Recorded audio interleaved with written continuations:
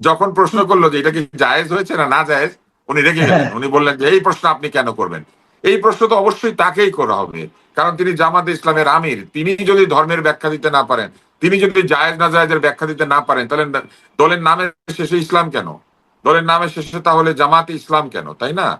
ওনারা আসলে যে রাজনীতিটা করেন, এটা জনগণের মন রক্ষার রাজনীতি তারা করেন না। তারা তাদের নিজেদের একটা রাজনীতি করেন। এখন যখন জনগণ তাদেরকে বিরোধী দলে পাঠিয়ে দিয়েছে, এখন তারা প্রোটোকল মেনে চলছেন, মানে জনগণ তাদেরকে বাধ্য করেছে ওইখানে যাওয়ার জন্য। জামাতে ইসলামের আমির ডক্টর শফিকুর রহমান উনি শহীদ মিনারে গিয়েছিলেন পুষ্পস্তবক অর্পণ করতে। ওনার সঙ্গে ওনার দলের আরো লোকজন গিয়েছিলেন। অনেক বছর পর, মানে গত বছর কখনোই আমি ওনাদেরকে যেতে দেখিনি, এই যে প্রথমবার গেলেন, এটা আমি কিন্তু এটা খুব পজিটিভলি নিয়েছি। তারপরে ওনাকে যখন জিজ্ঞাসা করা হলো, উনি বললেন যে রাষ্ট্রীয় আচার পূরণ করতে উনি এসেছেন। তখন আরো কিছু সাপ্লিমেন্টারি কোশ্চেন ছিল, যেগুলো শুনে উনি খেপে গিয়েছেন। এই বিষয়টাকে আপনি আসলে কিভাবে দেখছেন? জামাত ইসলাম বেশ কিছুটা সময় ধরে নিজেদেরকে প্রগতিশীল মধ্যপন্থী দল হিসেবে প্রমাণ করার চেষ্টা করছে। এটা তাদের আরেকটা সূক্ষ্ম কৌশল, কেননা জামাত ইসলামের পক্ষে এটা হওয়া সম্ভব না। এই কারণে যে তাদের গঠনতন্ত্র, তাদের যে দলের ইন্টারনাল যে অ্যাটমসফিয়ার বা অভ্যন্তরীণ পরিবেশ, সেটি মধ্যপন্থী গণতান্ত্রিক দলের নয়, এবং তারা কোনোভাবেই প্রগতিশীলতাকে পছন্দ করে না। তারা একদিকে নারীকে দমিত করতে চায়, একদিকে তারা অনেক ধরনের অশ্রাব্য কুশ্রাব্য ভাষায় শুধু নারী নয়, তাদের বিরোধীদেরকেও আক্রমণ করে। তারা ইন্টারনেটে বট বাহিনী পেলে তারা বিরোধী মতকে অত্যন্ত কুৎসিত ভাষা আক্রমণ করে, আবার অস্বীকার করে যে তাদের কোনো বট নাই। তাদের দলের লোকেরা একেবারে তাদের চিরশত্রু ছাত্রলীগের পেটের মধ্যে ঢুকে থাকে এবং ফেসবুকে স্ট্যাটাস দেয় যে নৌকার বিজয় হবে। তো এরকম একটি দল যখন এসে বলে যে তারা মধ্যপন্থী হয়ে যাচ্ছে, তারা প্রগতিশীল হচ্ছে, এদেরকে বিশ্বাস করার কোনো কারণ নেই। তবে তারা বলতেই পারেন এটা তাদের রাজনৈতিক একটা লক্ষ্য, কিন্তু তাদেরকে বিশ্বাস করা খুব কঠিন। আমি অবশ্য আহ সবসময় মনে করি যে সবারই সংশোধনের সুযোগ আছে। ফলে সত্যি সত্যি যদি তারা মধ্যপন্থী প্রগতিশীল হয়ে গিয়ে থাকেন, তাহলে এটা তাদেরকে কাজের মধ্যে দিয়ে প্রমাণ করতে হবে, এবং তাদের কথার মধ্যে দিয়ে শুধু না, তাদের প্রক্রিয়া, তাদের যে গঠনতন্ত্র, সব জায়গাতে প্রমাণ করতে হবে। তো সর্বত্র তারা এটা প্রমাণ করতে পারছেন না, শুধু মুখে পারছেন বলে এখনো তাদের বিশ্বাস করতে পারছে না। কিন্তু আমি তাদেরকে এই পথে স্বাগত জানাই। যদি তারা সত্যি একটি প্রগতিশীল ইসলামী দল হতেন, তাহলে পৃথিবীর ইতিহাসে এইটা হবে প্রথম একটি প্রগতিশীল ইসলামিক দল। কেননা ইসলামিক দল সাধারণত প্রগতিশীল হয় না, কারণ তাদের আইন কানুন তো আসলে একটা ধর্মীয় একটা গণ্ডির মধ্যে আবদ্ধ। আমি এই আবদ্ধতাকে বিরোধিতা করি না। আমি যেটা অপছন্দ করি সেটি হচ্ছে সেই ধর্মীয় গণ্ডির মধ্যে আবদ্ধ থেকে যদি আপনি মানে এক ধরনের নাটক করেন যে আপনি আসলে প্রগতিশীল, সেটা নিয়ে আমার আপত্তি। আমার কিন্তু ধর্মীয় গণ্ডিতে আবদ্ধ রাজনৈতিক দল নিয়ে কোনো আপত্তি নাই। তারা রাজনীতি করতে পারেন, জনগণ যদি গ্রহণ করে সত্যি তাদের করবে, যদি না করতে পারে করবে না। এটা তো একটা আদর্শিক লড়াই। তো সেইখানে যারা যারা লড়াই করবেন তারা করবেন। তো আমি মনে করি যে তারা এই প্রগতিশীল প্রমাণ করার জন্য এবং নিজেদেরকে বদলে গিয়েছেন এটা প্রমাণ করার জন্য এইবার হঠাৎ করেই 21শে ফেব্রুয়ারিতে শহীদ মিনারে গিয়েছেন। কিন্তু সাংবাদিকদের প্রশ্নের উত্তরে তিনি একটা অদ্ভুত কাজ করেছেন। সাংবাদিকরা যখন তাকে জিজ্ঞেস করেছে আপনি কেন এলেন, উনি বলছেন উনি বিরোধী দলের নেতা, তাই প্রোটোকল মানতে এসেছেন।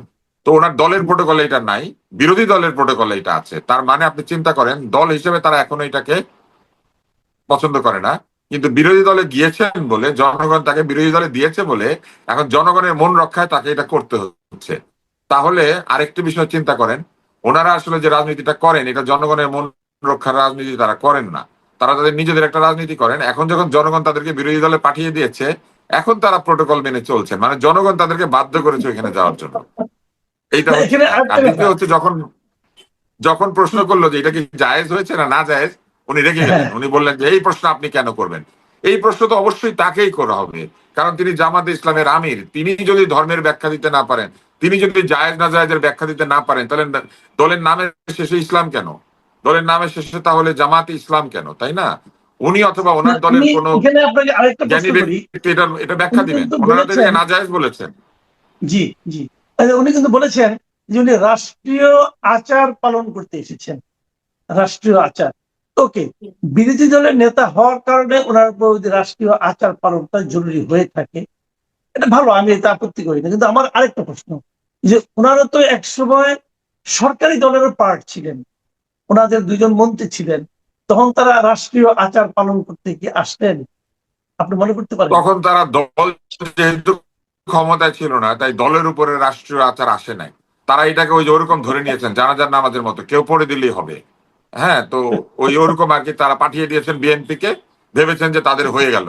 এইভাবে তারা একটু ঢাকার ফাঁকা দিয়েছিলেন, কিন্তু এইবার তারা পারেন নাই, কারণ তারা এখন সরাসরি বিরোধী দলের নেতা এবং এইবার ক্ষমতায় যেতে চেয়েছিলেন। ক্ষমতায় গেলে তো তাকে অবশ্যই স্মৃতিসৌধে ফুল দিতে হতো না, যেভাবে তারেক রহমান দিলেন। তারপরে তাকে কি শহীদ মিনারে ফুল দিতে হতো না, তাকে কি বাংলাদেশের যেগুলি জাতীয় সৌধ সেগুলিকে সম্মান করতে হতো না। তো অতএব তারা আসলে ক্ষমতার জন্য সবকিছু করতে রাজি আছেন।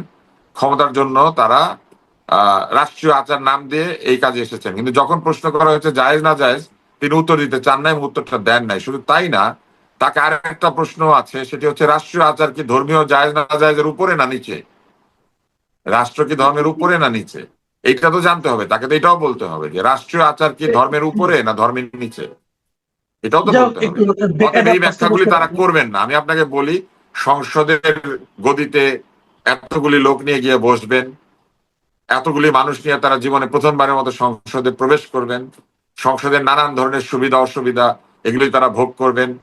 অতএব তারা এই মুহূর্তে দেখবেন খুব সুকৌশলে এই জায়েজ না জায়েজ ফতোয়া সব দূরে সরিয়ে রাখবেন। এগুলো শুরু হবে কখন জানেন? যখনই সরকারি দল কোন একটা ভুল করবে, তখনই তারা ধর্মের বিধান নিয়ে এসে হাজির হবে। জি, আচ্ছা, আমি আরেকটা প্রসঙ্গে একটু যাই। আমাদের সদ্য সাবেক যে সরকার, সেই সরকারের যিনি প্রধান ছিলেন ডক্টর মোহাম্মদ ইউনূস, ওনার যিনি press secretary mister Shafiqul Alam, জ্ঞানী মানুষ, কোনো সন্দেহ নাই।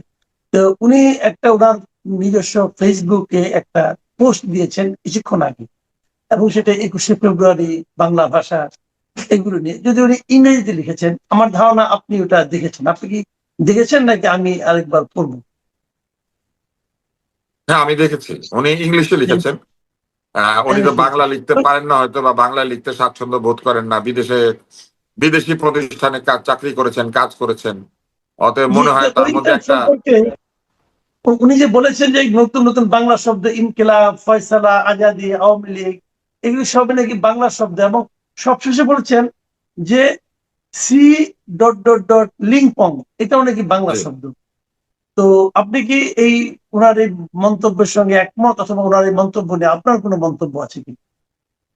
ভাষাবিজ্ঞানীরা বলেন যে ভাষা ধীরে ধীরে বদলায়, ভাষায় নতুন শব্দ যুক্ত হয়, কিন্তু ভাষা কখনো এই কুৎসিত শব্দকে নিজের সঙ্গে যুক্ত করে না। ভাষা কুৎসিত শব্দের শব্দার্থ জানে, কিন্তু ভাষায় কুৎসিত শব্দের স্থান হচ্ছে কুৎসিত হিসেবেই। এটা কখনো সুন্দর শব্দ হিসেবে জায়গা পায় না। ভাষাতে সবই আছে, গালি আছে, অশ্রাব্য কথা আছে, সবই আছে, কিন্তু এগুলি ডিকশনারিতে থাকে, মানুষ সেগুলি ব্যবহার করে না। এগুলি জনসমক্ষে ব্যবহার করাকে মানুষ মনে করে এটা অন্যায়। তো এইবার আসেন, উনি লিখেছেন ইনসাফ is a beautiful Bangla word. ইনসাফ বাংলা শব্দ না, ইনসাফ হচ্ছে বিদেশি ভাষা যেটা বাংলা আত্মীকৃত হয়েছে। কেন হয়েছে? কারণ এই শব্দগুলিকে নজরুল এবং মুসলিম কবিরা কবিতায় ব্যবহার করেছেন একটা সময়, কিন্তু বাংলাদেশে বহুল প্রচলিত শব্দ হিসেবে ইনসাফ নাই।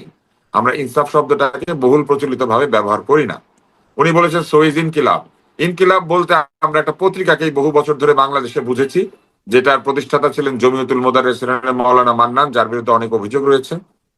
এবং এখন ইনকিলাব, এখনো মানুষকে ইনকিলাব বলে প্রথমে মানুষ মনে করতো এটা একটা পত্রিকার নাম। এইটাকে উদ্ধার করে পুনর্বাসিত করা হয়েছে কিছুটা সময় ধরে। ইনকিলাব আরো বাংলা ভাষায় বহুল প্রচলিত শব্দ নয়, এবং ইনকিলাব আমরা ওইভাবে ব্যবহার করি না। এরপরে উনি বলেছেন সো আর ফায়সালা। ফায়সালার চেয়ে আমরা মীমাংসা শব্দটা বেশি ব্যবহার করি। ইনসাফের বদলে আমরা সুবিচার শব্দটা বেশি ব্যবহার করি, এবং ইনকিলাবের বদলে আমরা বিপ্লব এবং বিদ্রোহ এই শব্দটিকে আমরা ব্যবহার করি। মূলত বিপ্লব আমরা এই শব্দটাকে ব্যবহার করি। জিন্দাবাদ এইটা বাংলা ভাষায় খুব ভাতৃকৃত হয়েছে। আমরা বহু আগে থেকে জিন্দাবাদ ধ্বনিটা দেই। জিন্দাবাদ, মুর্দাবাদ এই দুইটা বাংলা ভাষায় আসলে গৃহীত হয়েছে, এটা বহুল ব্যবহৃত। জিন্দাবাদের ভালো বাংলা প্রতিশব্দ নাই, এবং জিন্দাবাদ বাংলায় এটা বহুল ব্যবহৃত বিদেশি শব্দ, সেইভাবে আত্মীকৃত।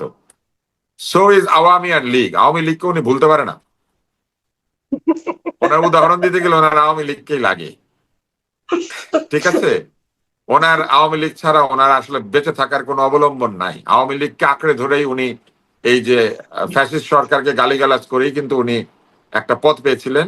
এবং আমার মনে আছে নির্বাচনের আগে উনি বিভিন্ন জায়গায় নির্বাচন পরিদর্শনের নামে পিছনে আওয়ামী লীগের পোস্টার, বঙ্গবন্ধুর ভাস্কর্য এগুলি দিয়ে ছবি পোস্ট করতেন। এখন উনি বলতে পারেন এটা কৌশল, কিন্তু একজন সাংবাদিকের ব্যাকগ্রাউন্ড চুজ করার যথেষ্ট অপশন আছে। উনি কিন্তু ইচ্ছাকৃতভাবে এইগুলিকে পেছনে রাখতেন। সাকিব আল হাসানের পোস্টারের সামনে দাঁড়িয়ে উনি ছবি তুলতেন। তো উনি হচ্ছেন সেই লোক যিনি 5ই আগস্টের আগে ছিলেন গুপ্ত, 5ই আগস্টের পরে হয়েছেন উপ্ত। তো এই গুপ্ত উপ্তর রাজনীতির মধ্যে উনি ছিলেন। অতএব উনি আওয়ামী লীগ তো ভুলতে পারবেন না। আরেকবার যদি লুকান, ওনাকে আবার আওয়ামী লীগের পেটের মধ্যে গিয়ে লুকাতে হবে, আবার বঙ্গবন্ধুর মূর্তির সামনে দাঁড়াতে হবে, সাকিব আল হাসানের সামনে গিয়ে দাঁড়াতে হবে, ওনাকে ওই রকম সব ছবি পোস্ট করতে হবে। এই ছবিগুলি আমি বলবো উনি যেন সেভ করে রাখেন, কারণ এই ধরনের লোক আবার বেরোয় আসবে। এইবার উনি সবশেষে যেটা বলেছেন এটা খুবই আপত্তিকর। উনি বলেছেন সো ইজ সিলিং পং। এই শব্দ কে আবিষ্কার করেছে? এটা কবে থেকে বাংলা হয়েছে? উনি নিজেকে যদি নম চমস্কির জায়গায় মনে করে থাকেন, ওনার উচিত নম চমস্কির পাশে নিজের নাম শফিক বেত্রস্কি বা এই ধরনের একটা নাম দিয়ে বসে পড়া। কারণ উনি তো একটা বেয়াদভস্কি শফিকভ। এই যে শব্দটা উনি ব্যবহার করেছেন, এই শব্দটা আমরা দুজন মনে করেন আজকে ওনার নামে ব্যবহার করলাম। এটা তো বাংলা শব্দ, খুব সুন্দর শব্দ না? তো ভবিষ্যতে উনি এই শব্দটাতে যা বোঝানো হয় নিশ্চয়ই এটার অর্থ উনি জানেন, আমরা এটার অর্থ জানি না। আসলে এটার অর্থ নিশ্চয়ই খুব সুন্দর, এটা একটা বাংলা শব্দ নিশ্চয়ই, উনি নিশ্চয়ই সুন্দর বলে এখানে লিখেছেন। অতএব আমি ভবিষ্যতে ওনাকে বিভিন্ন জায়গাতে সিলিং পং, এটা আমি ওনাকে উৎসর্গ করছি, ওনাকে আমি সিলিং পং বলে মনে করছি। আমরা সবাই আশা করছি এই সুন্দর শব্দটা দিয়ে উনি ওনার বক্তৃতা শুরু করবেন। ওনাকে দেখা হলে সবাই ওনাকে সালামের সঙ্গে সঙ্গে সিলিং পং বলবেন, এবং এই সিলিং পং শব্দটাকে উনি ওনার গাড়িতে, বাড়িতে, ডায়েরিতে সব জায়গাতে লিখে রাখবেন। আমি দেখলাম কিছুদিন আগে উনি আপনাকেও বলেছেন আপনি কিছু জানেন না, 80 ভাগ ভুল বলেন। কিন্তু উনি যে এটাকে এখন বাংলা বলেছেন, এটা উনি নিশ্চয়ই ঠিক বলেছেন। উনি কখনো ভুল করেন না, উনি একেবারে সঠিক। উনি আসলে মানুষ না। উনি আসলে মানুষ হলে তো উনি ভুল করতেন, মানুষ মাত্রই ভুল করে। কিন্তু উনি আসলে মানুষ না, উনি মহামানুষ। উনি এমন একজন মানুষ যিনি বাংলা ভাষায় এই শব্দটাকে যুক্ত করতে পেরেছেন। আমি বাংলা ভাষায় অমর অবদান রাখার জন্য আন্তর্জাতিক মাতৃভাষা দিবসে শফিক সাহেবকে বাংলার চুগলি সিলিং পং এই উপাধি দিলাম। যাক, আমরা আলোচনা যাই না, আমরা এখন আলোচনা শেষ করব। অনেক ধন্যবাদ, অনেক ধন্যবাদ জনাব আব্দুল নূর তুষার। বিভিন্ন বিষয়ে আপনার মন্তব্য আমার মনে হয় দর্শকদের মনে নতুন চিন্তার জন্ম দিতে পারে। আপনি ভালো থাকবেন, প্রিয় দর্শক, আপনারাও ভালো থাকবেন। এখন এ পর্যন্তই, আল্লাহ হাফেজ।